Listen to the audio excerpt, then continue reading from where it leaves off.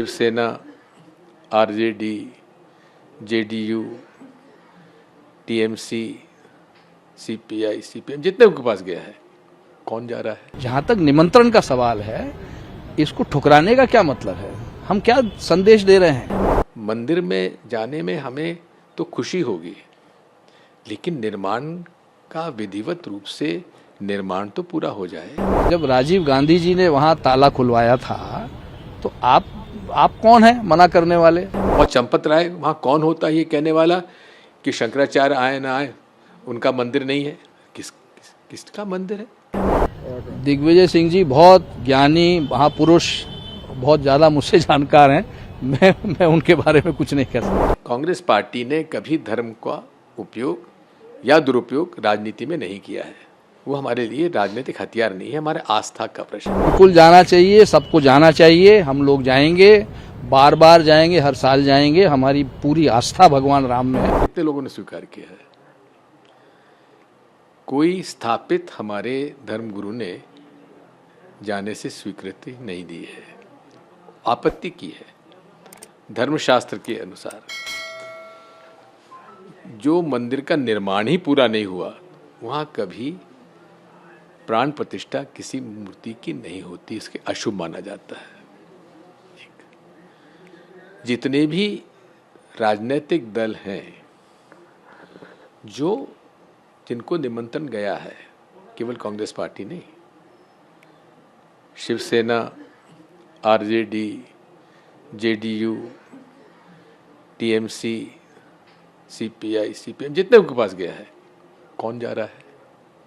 स्वयं शिवसेना, जो कि बाबरी मस्जिद विध्वंस में सबसे आगे थी, उसने ही मना कर दिया।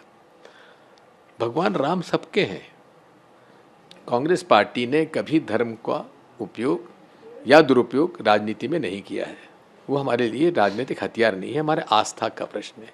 इसलिए जो भी निर्णय लिया गया है वो सोच समझ के लिया गया है, और ये हम आपसे अनुरोध करते हैं कि इसे हिंदू मुसलमान या शंकराचार्य और रामानंद स्वामी के बीच, रामानंद संप्रदाय के बारे में इसमें बंटवारा ना करें।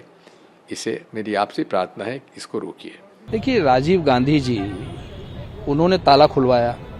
वीर बहादुर सिंह जी मुख्यमंत्री थे उत्तर प्रदेश के, उन्होंने वहाँ 46 एकड़ जमीन राम मंदिर न्यास को देने की बात कही और वहाँ पर भव्य मंदिर निर्माण की बात कही थी। दुर्भाग्यवश वो हट गए और राजीव जी की हत्या हो गई, तो मामला खटाई में पड़ गया।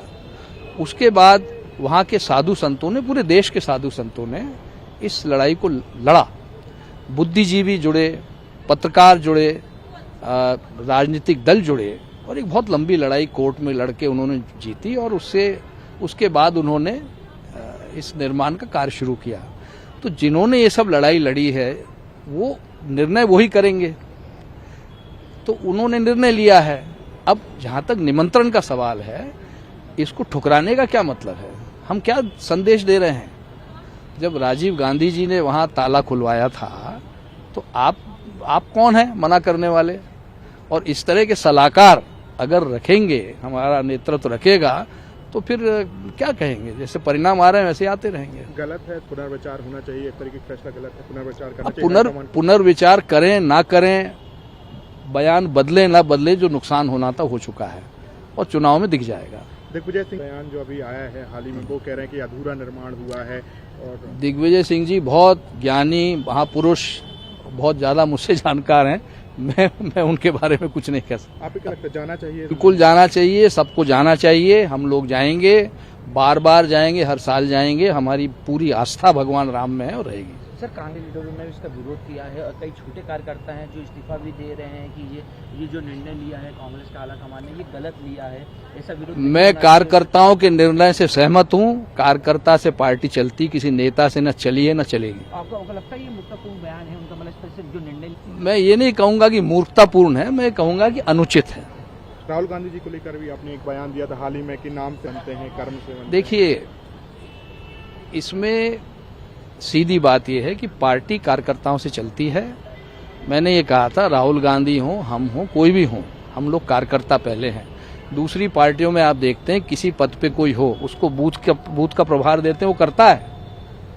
तो ये जब तक नेता और कार्यकर्ता की दूरी बनी रहेगी, कांग्रेस पार्टी को थोड़ा नुकसान उठाना पड़ेगा और उठा ही रहा है।